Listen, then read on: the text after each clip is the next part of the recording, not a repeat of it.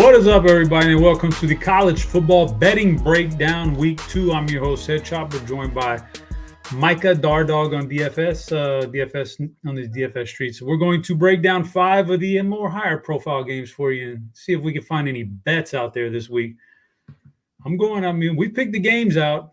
I still don't know who I'm going to take, so I guess we're just going to wing it as we go along here. But I gotta bring up last week. I don't want to bring up last week because I was only 1-2. I had a tough break. I made some really poor bets, but Micah 3-0, delivering for the people like a massive. These 2 of these games weren't even sweats, man. UNC just rolled over. Spencer Rattler got sacked like 10 times. That was Colorado plus 20.5. The man said sprinkle some money line in there, and they ended up winning that game outright. That was not even a sweat. And then over on LSU, he hit. So we're going to see if we can carry that over. Let's see if we carry that over this week. We've got 5 games identified. Micah, how you feeling about week 2 as compared to week 1? Yeah, feeling pretty good. Like you said, a good start off to the season with the 3-0 for the show last week. So hopefully we can both get some good picks in this week. So a little bit better games from a spread perspective. So let's get into it. Yeah. Our 5 this week are better than last week, and next week they'll be even better because the games just get better and better. And so we'll see how it plays out. But the first one's an interesting game. It's Notre Dame and North Carolina State. Right now we have Notre Dame minus 7.5 and 50.5 is our total. I'm gonna let you kick this one off. Notre Dame, they've been looking pretty decent right now, but competition, you know what I mean? Like it's been weak. So talk to me about this game. Yeah, no, this is, Notre Dame, they've played 2 games, so we should have some data on them. Unfortunately, they played Navy and they played Tennessee State, and they've blown both of them out. So now they go on the road to NC State, team who kind of sleptwalked through their first game against UConn, pulled it out on the road, but had a couple drives where they just lost momentum, some weird play calling on 3rd and 4th down. But I think NC State with Brennan Armstrong, it's going to take them a little while for this offense to click. Man, anytime you get a home dog with the 7.5, it's crazy how 7.5 feels so much better than 6.5 when you're talking about a team at home. But I think this is a game early that comes down a little bit to the wire, and I think it's going to be a pretty good showdown of 2 quarterbacks that have been in this game a while. A lot of people know Sam Hartman. Man, if NC State comes in and wins this game, a lot more people are going to know Brennan Armstrong, and I think it's going to be a good one here to start the ACC. Yeah, I think it's we were on the DFS show, and in passing I said something about 2 6-year quarterbacks. Both these guys have been around for a long time. These are 2 good college quarterbacks, especially Sam Hartman. I thought Sam Hartman was like just maybe the biggest portal transfer. Like no team has struggled so much at that position, and they got that big of an upgrade right away than Notre Dame getting Sam Hartman. I think he's crucial. Like you said, man, 7.5 though on the road. My God, that's a tough pill to swallow. Even though I like me some Notre Dame in general this year with Hartman at the helm. That's a tough pill to swallow. We've got 3 games between these 2 teams we've seen so far, and we haven't really seen good competition from not a single one of these opponents that they face. So it's going to be an interesting game. I have no idea what I like on this game just yet. We'll come back to it and see if something strikes our fancy down the road. But I want to get to the next game here. Let me pull up. The next game is going to be the one that people are talking about. And actually, this is probably – I thought I read somewhere at some point this past week that Colorado had so much money bet on them against TCU or something like that. It was crazy. Well, guess what? You're going to get them at minus 2.5 now against Nebraska this week. This is going to be a very, very heavy public bet team in this Colorado. So I'll kick it off here, man. I have no idea what to expect here, really. I know we saw from Colorado against TCU. I have so many questions in my mind. I've seen this before too. You have all offseason to prepare for that opening opponent if you want to. Like you can do everything. You can game plan like it's the Super Bowl for months in advance. Did Colorado do that? Did they, for lack of a better term, did they blow their load in week 1? Like everything souped up for TCU, and now you got to actually play the rest of the schedule and what's going to happen then. And what's going to happen when another team like Nebraska comes in and doesn't want to play super fast, high-paced tempo, and they slow you down a little bit? Will Sanders be that good in a slower-paced game? And there's just a lot going on here, and we got some leans on this game. We'll get to it later on, but all this public action going to come in on Colorado. Does this scream Nebraska for you, Micah? Man, like you said, Can you even do that, man? It's so hard to do that. Yeah, I mean, it's one of those things where, like, I think right now Colorado's got 79% of the bets, but 85% of the money, which was expected, right? I mean, you're going to expect a huge public side. Like, people were on Colorado, last week. I said that spread was too big. Travis Hunter is a freaking stud, man. Like, if he keeps playing both sides of the ball, man, he is just that guy. He is him. That's what Deion said at halftime of him. Man, it's tough to take Nebraska on this side, like you said.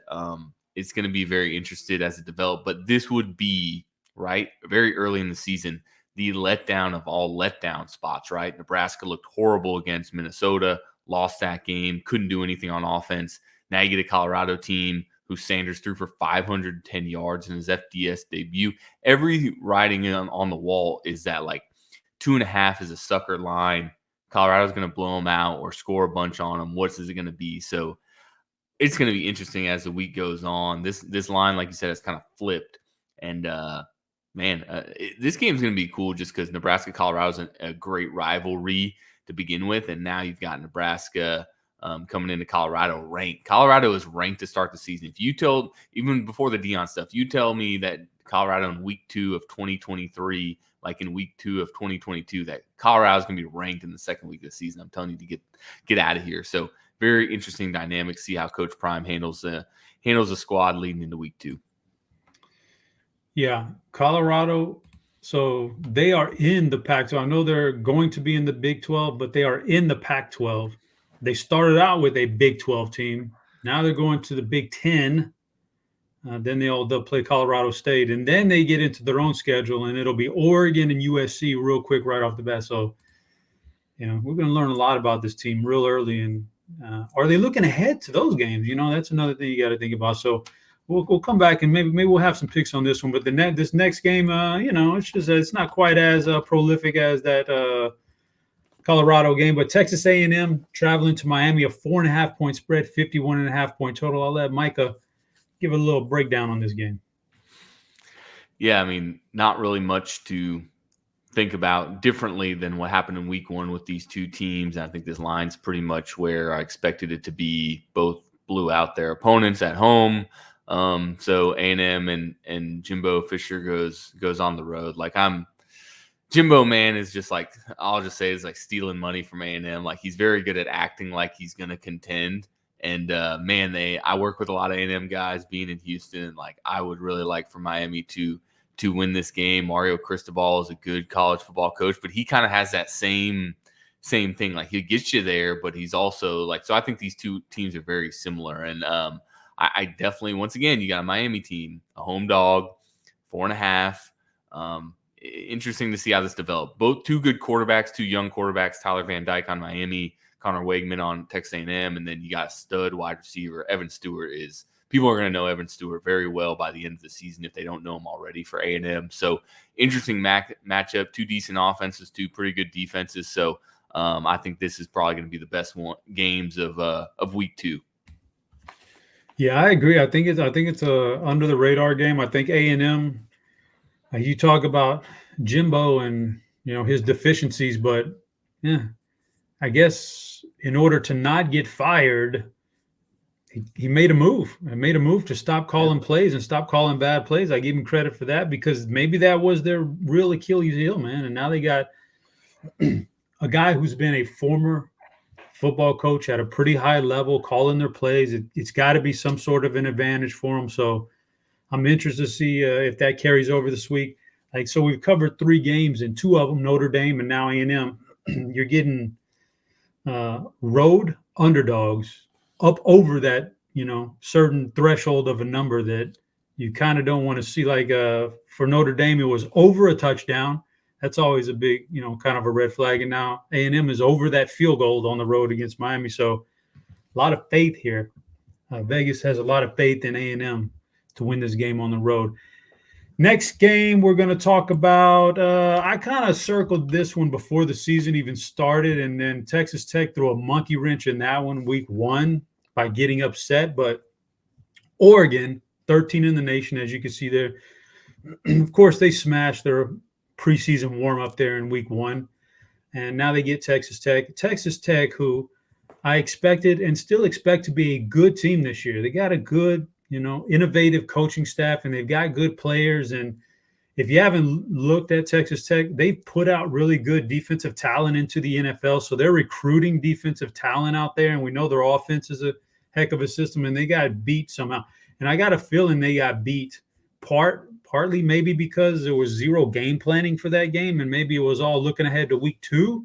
We're going to face a top 10, top 15 team in Oregon, and so they got beat while Oregon rolled. So I don't know. It's an interesting game. I like it. I'm going to make a bet on it later. For right now, I'm going to tell you that Oregon is a Bo Nix, man, juggernaut on offense. Like, this kid can't be stopped. He transferred from Auburn. He's looked great. 68.5 point total. Kind of, screams something. That's one of the bigger you'll get on the weekend. I don't know if people are noticing, but these Vegas totals, the games are not necessarily going under. I think it's still pretty close over under, but with the running clock on first down, Vegas is dropping those totals. So when you get a 66 or a 68.5 like this one, it kind of says something. This is not the old days where, maybe this was in the 70s a year ago. But Texas Tech will absolutely push the pace here. They'll throttle the pace, and they've got a good offense. They didn't show it last week, but that's a tough place to play. And, Michael, I'll say this too. I commented on this on Scores and Odds already because I already made a pick on this, and so I'm going to follow through. But Oregon, I know what it's like. You're from Houston right now. I'm from San Antonio right now. I know what it's like in Texas right now. I know what we're going through, right? I know it's hard to walk out of your house at 5 p.m. It's hard for my air conditioner to pump enough cool air in here to cool off the house, right? And I just gradually pulled up the weather for Eugene, Oregon. Man, they're in the 70s at 6 p.m. This game is at 6 p.m. on Texas Tech on turf. They're in the 70s in Oregon. I don't want to give no spoilers here, but they're going to have a hard time, I think, with the heat. But talk to me about this game a little bit. Yeah, I mean, I'm sitting here right now as ERCOT, the energy provider in Houston, has put in like a mandatory take down your air conditioner warning right now. So yeah, it is definitely going to be a hot one. And it's funny, I grew up actually in Eugene, Oregon, and so I know the weather that time of year right now. And once again, Texas Tech, I love Zach Kittley, like his offense. He's the air raid. He's basically bringing the air raid kind of back to Texas Tech, their offensive coordinator.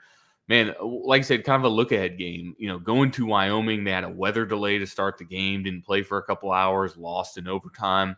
Kind of hard to think what the line would be in this game if they do pull that one out. I think they did get probably a couple points off of this. I bet you this game is closer to a 3.5 or 4.5 point spread if they actually win. But yeah, Bo Nix, my boy, comes down to Texas, and they hung 81 on Portland State. They're coming into this one. You see, this is just your casual better looking to say, oh, well, Oregon's only a 6.5 point favorite. They just put up 81. Texas Tech lost at Wyoming. What's going on here? I agree that total's a little bit high. So I think this is going to be an interesting style. I think both these teams do want to get up and going, but they also, Texas Tech is an air raid, but they spread the ball around a lot. It's not like they're necessarily going to score very quickly. So that total is interesting to see in the 68.5. So I think this is going to be an interesting game, one of the best games of week 2. Interesting to see if Texas Tech can bounce back. Yeah, let's get into our last game here before we start giving out some picks. We're going to go to, I know where I want to go. I want to go to Alabama. Let's pull up the Alabama spread here. Alabama is at home against Texas this week. 7 point spread. Alabama's favored. 53.5 is our total. I'm going to let you kick us off here and give a little description of what you think this game is going to entail. But I guess we're going to find out if Texas is really back now. Are we ever, right? And we're going to find out as Alabama, all the talk is Alabama is not Alabama anymore, right? At least, from what we're used to seeing them. And they're only 7-point favorites here.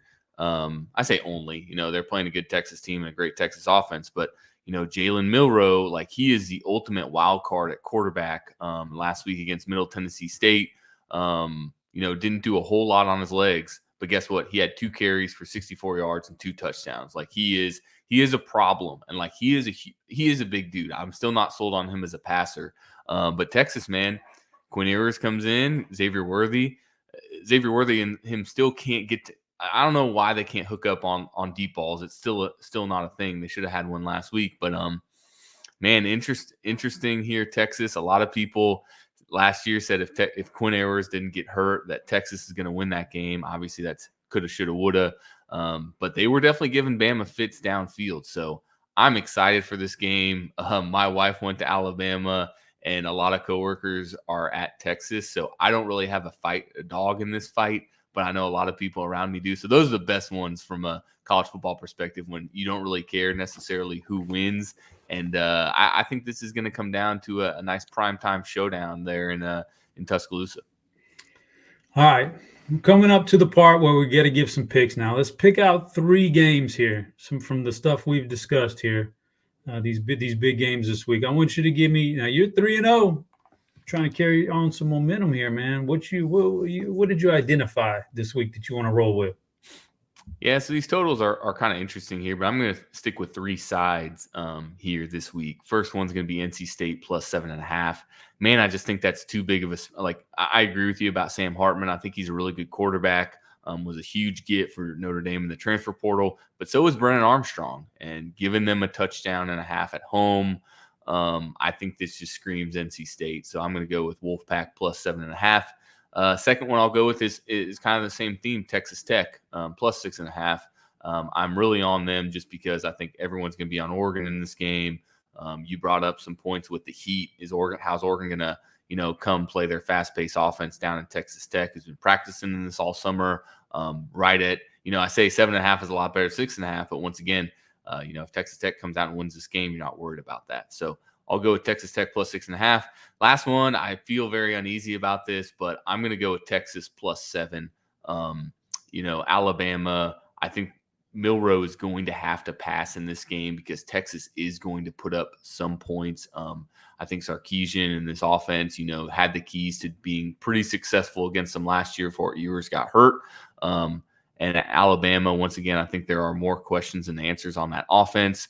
I think this is one for me where I don't think it's going to be much of a sweat because I think on either end, I think either Alabama comes in and just rolls Texas, and this isn't even close, or Texas Tech gives Alabama a really good game and or wins it. So those are going to be my 3 sides, and hopefully we are 3-0 again come next week when we record the show. All right, so I was 1-2 last week. I need to redeem myself, man. I need to come up with something here. So I'm gonna start off with Nebraska, Colorado. I can't play Nebraska as much as I feel like it's such a sucker bet. Colorado is like, no, it's only 2.5. Oh, I want to play Nebraska, but I can't do it. So I'm going to go under here because it's the same principles that, if Nebraska is going to win this game, how are they going to do it? They're going to have to slow that pace. They can't allow Sean Lewis's offense to do like they did against TCU and just go breakneck speed. So they got to slow it down. I certainly don't think Nebraska is a very good offense, and they're definitely not a juggernaut offense.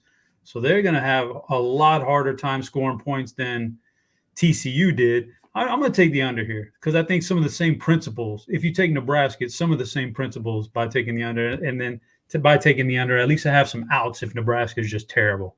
So I'm taking the under in that game. What is it, 59.5? Next one I'm taking is I'm with you on Texas Tech. I got to go Texas Tech, man. I've watched too many games in week 1 down here in Texas in some of these outdoor stadiums. Teams from Texas who are used to this heat, if you can ever really get used to it, they were cramping up and having a hard time dealing with the heat. I just can't imagine there's a way to really prepare for it up in Oregon You come down and it's on that turf, probably 120 for the first couple of hours of that game. I know it's a 6 o'clock kickoff. Well, guess what, guys? They send our alerts out from ERCOT at about 5 p.m. That's the peak heat hours, man. So it's just going to be getting cranked up at 6 p.m.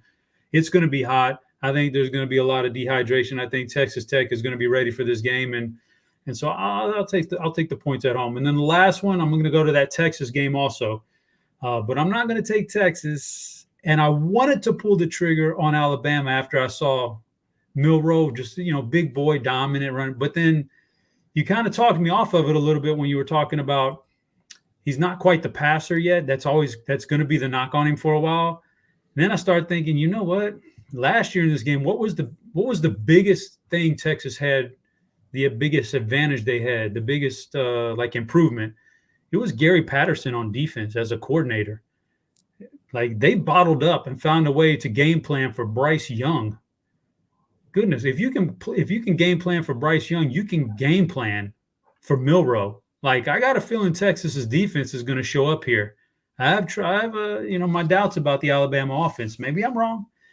But the defense for Alabama is probably pretty good too. So I'm going back to another under here. I'm going under on the Alabama game. So I'm going under Colorado, under Alabama, and we both agree on Texas Tech. You got 2 dogs, no NC State and Texas. You got 3 dogs total, but 2 other than the Texas Tech. So let's ride with it, man. Any final thoughts before we jump out of here? Nah, like you said, a good week to have some closer spreads, not as many blowouts, and so we're getting into good college football non-conference matchups. There are even a couple, like you got highlighted on the screen right there, Utah Baylor, we didn't even touch on. So you got a bunch of other games. So looking forward to a fun week too.